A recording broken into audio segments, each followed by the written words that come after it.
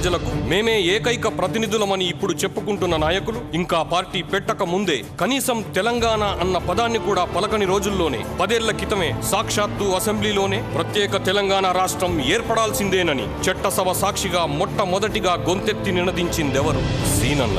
అధ్యక్ష, దేశంలో చిన్న రాష్ట్రాల ఆలోచన వస్తున్న దృష్ట్యా మర్చిపోయిన వారికి కూడా ఈ రోజు ఇంత జరిగినప్పుడు కనీసం తెలంగాణ వారికి మా హక్కులను మేము అడిగి మా రాష్ట్రాన్ని మేము అడిగే పరిస్థితి అనేది డెవలప్ అవుతుంది అధ్యక్ష. తెలంగాణ ప్రాంతానికి అన్ని రంగాల్లోనూ జరుగుతున్న అన్యాయాల్ని అంకెలతో సహా బయటపెట్టి తెలంగాణ ప్రజాప్రతినిధుల గుండెల్లో 10 ఏళ్ల క్రితమే తెలంగాణ ప్రత్యేక రాష్ట్ర ఆకాంక్షను తట్టిలేపిందెవరు? సీనన్న. ఇరిగేషన్ సైడ్ లో చూసినట్టయితే ఈ రాష్ట్రంలో కోస్తా ఆంధ్ర ప్రాంతాల్లో 19,693.5 కోట్ల అధ్యక్ష, రాయలసీమలో 2,206 కోట్ల అధ్యక్ష, తెలంగాణలో 4,005 కోట్ల అధ్యక్ష. మరి ఈ రకంగా చూసినట్టయితే దీని పర్సంటేజ్ చూస్తే 20% కూడా రాదు అధ్యక్ష. ఎడ్యుకేషన్ అధ్యక్ష, reason wise grant in aid తీసుకున్నట్టయితే తెలంగాణ ప్రాంతానికి సుమారు 25% ఆఫ్ ది గ్రాంట్ వస్తున్నది అధ్యక్ష. While we are entitled for 40%. అదే రకంగా లిటరసీ రేటు చూసినట్టయితే తెలంగాణలో 37.02 అధ్యక్ష, కోస్తా ఆంధ్రలో 46.22, రాయలసీమలో 44.96. ఈ రకమైన లిటరసీ రేటు ఉంది అధ్యక్ష. తెలంగాణ ప్రాంతంలోని నీటిపారుదల ప్రాజెక్టులను నిర్లక్ష్యంతో నీళ్లు లేకుండా ఎండబెడుతున్న వైనాన్ని ప్రశ్నించిందెవరు? సీనన్న. నిజాం సాగర్ కింద సుమారు 2.5 లక్షల ఆయకట్టు ఉన్న విషయం అందరికీ తెలిసిందే అధ్యక్ష. రాను రాను అది 1,30,000 ఎకరాలకు వచ్చిన తర్వాత ఈ రోజు నిజాం సాగర్ ఆయకట్టుకు నీటిపారుదల గతే లేకుండా అయిపోయిన సంగతి ఈ రాష్ట్రం అందరికీ తెలిసిన విషయం అధ్యక్ష. ఈ రోజు నిజామాబాద్ ప్రజలకి ఇరిగేషన్ సోర్స్ అనేది, అష్యూర్డ్ ఇరిగేషన్ సోర్స్ అనేది లేకుండా పోయింది అధ్యక్ష. తెలంగాణలో ఒక కీలకమైన జిల్లా. ఒక టైంలో నిజామాబాద్ అంటే rice bowl of Telangana area అన్న పేరున్న నిజామాబాద్ జిల్లా పరిస్థితి ఆ రకంగా అయిపోయింది అధ్యక్ష. ఇప్పుడు గోదావరి పైన SRSP అధ్యక్ష ఫస్ట్ ఫేజ్ కూడా ఇంతవరకు కంప్లీట్ కాలేదంటే ఎంత దురదృష్టకరమైన విషయాన్ని మనం అర్థం చేసుకోవాల్సిన అవసరం ఉంది అధ్యక్ష. 2వ ఫేజ్ గురించి మాట్లాడేవారే లేరు. తెలుగు గంగ ప్రాజెక్టు ఫౌండేషన్ వేయడం జరిగింది, పూర్తి కావడం జరిగింది. సుమారు 1,500 కోట్ల రూపాయలు ఖర్చు పెట్టారు అధ్యక్ష. అదంతా ఇంటర్నల్ ఫండింగే, దాంట్లో వరల్డ్ బ్యాంకు లేదు, ఏ ఎక్స్టర్నల్ ఏజెన్సీ లేదు. Flood flow canal Sriram sir ఏమన్యాయం చేసింది అధ్యక్ష? మీరు దయచేసి దాన్ని పూర్తి చేయండి. SLBC అన్యాయం చేసింది అధ్యక్ష, దయచేసి దాన్ని పూర్తి చేయండి. తెలంగాణ ప్రజల లోపల ఒక విశ్వాసం కలిగించే ప్రయత్నం చేయండి.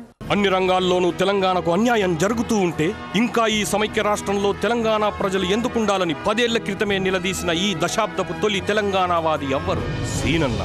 మరి 1964లో శ్రీరామ్ సాగర్ కి ప్రాజెక్ట్ ఫౌండేషన్ పండిట్ జవహర్లాల్ నెహ్రూ గారు ఇస్తున్నారు అధ్యక్ష. 36 సంవత్సరాలు గడిచినప్పటికి కూడా ఒక కీలకమైన ప్రాజెక్టును మనం పూర్తి చేసుకోలేకపోతున్నాం అంటే తెలంగాణ ప్రజలకు విశాలాంధ్ర పైన విశ్వాసం అనేది ఉంటుందా అనే విషయం ప్రశ్నార్థకమైందనే విషయాన్ని మనం గమనించాల్సిన అవసరం ఉంది అధ్యక్ష. గోదావరి, కృష్ణా నదులు ఎక్కువగా పారే ప్రాంతం తెలంగాణలోనే ఉన్న కాలువలు మాత్రం ఇతర ప్రాంతాల్లోనే పారుతున్న అన్యాయాన్ని ఆధారాలతో సహా ఎండగట్టిందెవరు? సీనన్న. గోదావరి నది యొక్క 79% క్యాచ్మెంట్ ఏరియా తెలంగాణలో ఉంది అధ్యక్ష. దాంట్లో నుండి ఇప్పుడు 700 TMCకి వినియోగానికి అవకాశం ఉంటే తెలంగాణ ప్రాంతానికి 120 TMCలు నీరిచ్చినప్పటికీ కూడా అంతపూర్త వాడుకునే అవకాశాలు కూడా లేకుండా పోయినాయి అధ్యక్ష. సంవత్సరానికి సుమారుగా 450 కోట్లకు పైగా మెయింటెనెన్స్ ఆఫ్ ది కెనాల్స్ కి మన రాష్ట్రంలో ఖర్చు పెడుతున్నాం అధ్యక్ష. ఆ ఖర్చులో భాగంగా కోస్తా ఆంధ్రలో 347.9 కోట్లు ఖర్చు పెడితే తెలంగాణ ప్రాంతంలో 70 కోట్లు ఖర్చు పెడుతున్నాం అధ్యక్ష. మరి ఎక్కడైతే మేజర్ రివర్స్ 2/3 కంటే ఎక్కువ 79%, 69% క్యాచ్మెంట్ ఏరియాస్ ఉన్నాయో అక్కడ కెనాల్ల మరమ్మతుల కొరకు, కెనాల మెయింటెనెన్స్ కొరకు ఇంత తక్కువ ఖర్చు చేయాల్సిన అవసరం వస్తుందని అంటే దాన్ని బట్టి మనకు అర్థమయ్యేది ఏంది అధ్యక్ష? కేవలం ఇక్కడున్న ఇరిగేషన్ ప్రాజెక్ట్స్ వాటిని పూర్తి చేయనందువలన తెలంగాణ ప్రజలకు అన్యాయం జరుగుతుందనే విషయం దీంతో చాలా క్లియర్ గా వ్యక్తం అవుతుంది అధ్యక్ష. తెలంగాణ ప్రాంతంలో అగ్రికల్చర్ దెబ్బతినని చెప్పడానికి ఉదాహరణ 1956లో 46,57,282 ఎకరాలు సాగు చేస్తే 1998 వచ్చేసరికి సుమారు 11 లక్షల ఆయకట్టు తగ్గిపోయిందంటే ఎంతో బాధాకరమైన విషయం అధ్యక్ష. ఇన్ని వందలాది వేలాది కోట్ల రూపాయల వరల్డ్ బ్యాంక్ ఫండింగ్ మనం చేస్తూ తెలంగాణ ప్రాంతంలో 11 లక్షల ఎకరేజ్ తగ్గిందంటే చాలా బాధపడాల్సిన విషయం. తెలంగాణలోని పరిశ్రమల ద్వారా వచ్చిన ఆదాయాన్ని ఇతర ప్రాంతాల్లో పరిశ్రమలు పెట్టడానికి తరలిస్తూ ఇక్కడి పరిశ్రమలను దివాలా తీయిస్తున్న కుట్రను బయటపెట్టిందెవరు? సీనన్న. పరిశ్రమల గురించిగా నేను చెప్పనక్కర్లేదు. ఈ ప్రాంతంలో చెప్పుకోదగ్గ పెద్ద పరిశ్రమలు ఏవి రాకపోగా గత కొద్ది రోజుల క్రితమే నిజాం షుగర్ ఫ్యాక్టరీ ప్రైవేట్ పరం చేస్తున్నామన్న నిర్ణయం కూడా ప్రభుత్వం తీసుకున్నది అధ్యక్ష. దాని గొప్ప చరిత్ర ఉంది అధ్యక్ష. దాన్ని కాపాడాల్సిన అవసరం ఉందని పదే పదే వేడుకుంటూ వస్తున్నాం. దానికి వేలాది ఎకరాల ల్యాండ్ ఉంది అధ్యక్ష. దానిపైన వచ్చిన లాభాల ద్వారా సుమారు 8 షుగర్ ఫ్యాక్టరీలు వివిధ జిల్లాల్లో, రాష్ట్రంలోని తెలంగాణ, రాయలసీమ, కోస్తాంధ్ర జిల్లాల్లో మరి పెట్టడం జరిగింది అధ్యక్ష. అది కేవలం నిజాం షుగర్ ఫ్యాక్టరీ డబ్బులతో. హిందూపూర్లో వెళ్ళి మెకానికల్ యూనిట్ పెట్టినారు అధ్యక్ష. మరి అది ఏం ఆలోచనతో పెట్టారు నాకైతే అర్థం కాలేదు. ఈ రోజు ఆ ఫ్యాక్టరీ యొక్క గతి ఎక్కడికి వచ్చిందంటే చెరుకు సప్లై చేస్తున్న రైతులకు పేమెంట్ ఇచ్చే పరిస్థితులు లేకుండా పోయినాం అధ్యక్ష. మరి ఇంత చిన్న చూపు ఈ ప్రాంతం పట్ల ఎందుకో నాకు అర్థం కావట్లేదు అధ్యక్ష. రైల్వే లైన్ల విషయంలో తెలంగాణకు జరిగిన అన్యాయాన్ని అసెంబ్లీ సాక్షిగా అందరి దృష్టికి తీసుకొచ్చింది ఎవరు? సీనన్న. రైల్వే లైన్లు చూసినట్టయితే తెలంగాణ ప్రాంతంలో అదే ఆ నిజాం పెట్టిన రైల్వే హైదరాబాద్ టు మనమా టుక్కు టుక్కు టుక్కు టుక్కు మీటర్ గేజ్ కొట్టుకుంటా పోతుంది. ఆ మహబూబ్ నగర్ కర్నూలు సైడ్ కూడా అట్లాగే పోయేది. అటు కర్నూలు అటు లింక్ అయి ఉన్నది కనుక తర్వాత బ్రాడ్ గేజ్ అయింది. మా దగ్గర బాంబేకు హైదరాబాద్ తో లింక్ చేయాలని పదే పదే వేడుకుంటా ఉన్నాం ముఖ్యమంత్రి గారిని. మన్మాడ్ లైన్ ఈ బుత్షేడ్ వరకు వచ్చింది అధ్యక్ష, మహారాష్ట్ర బార్డర్ వరకు వచ్చేసింది. అది కానీ బ్రాడ్ గేజ్ అయ్యి హైదరాబాద్ తో లింక్ అయిపోతే బిజినెస్ పరంగా ఎంతో అభివృద్ధి చెందే అవకాశం ఉంది అధ్యక్ష. ఈ తెలంగాణ ప్రాంతంలో ఒకటే ఒక కొత్త లైన్ వచ్చిందంటే పెద్ద లైన్ బీబీ నగర్ లైన్ అధ్యక్ష. అది ఎందుకు వచ్చింది అధ్యక్ష?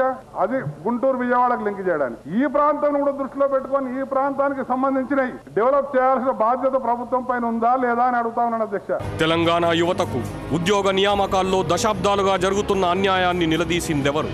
సీనన్న. ఎంప్లాయ్మెంట్ వద్దాం అధ్యక్ష. సుమారు 15 లక్షల ఎంప్లాయ్మెంట్ ఉంటే జెంటిల్మెన్ అగ్రిమెంట్ ప్రకారం కానివ్వండి, 6 పాయింట్ ఫార్ములా ప్రకారం కానివ్వండి, సుమారు 6 లక్షల ఉద్యోగాలు తెలంగాణ ప్రాంతం వరకు రావాలి అధ్యక్ష. 6 లక్షలు వదిలేసి 3.5 లక్షలు కూడా లేవు. దశాబ్దాలుగా అమలుకు నోచుకోకుండా మూలన పడి ఉన్న 610 జీవోని మొట్టమొదటిసారిగా అసెంబ్లీ సాక్షిగా అందరి దృష్టికి తీసుకొచ్చింది ఎవరు? సీనన్న. నేను ఒక జీవో ముఖ్యమంత్రి గారి దృష్టికి తేదలుచుకున్నాను. GO MS number 610 dated 30th December 1985. The employees allotted after 1810-75 to zone 5 and 6 in violation of the zonalization of local cadres under 6-point formula will be repatriated to their respective zones by 31/3/86. Lower level cadre ను కూడా Andhra projects నుండి తీసుకొచ్చి Telangana projects లో total గా నింపినప్పుడు పెద్ద reaction వస్తే అప్పుడు issue అయిన జీవో అధ్యక్ష ఇది ఇంప్లిమెంట్ అయిందా, ఎంతవరకు ఇంప్లిమెంట్ అయిందనే విషయం ప్రభుత్వానికి బాగా తెలిసి ఉండాలి అధ్యక్ష.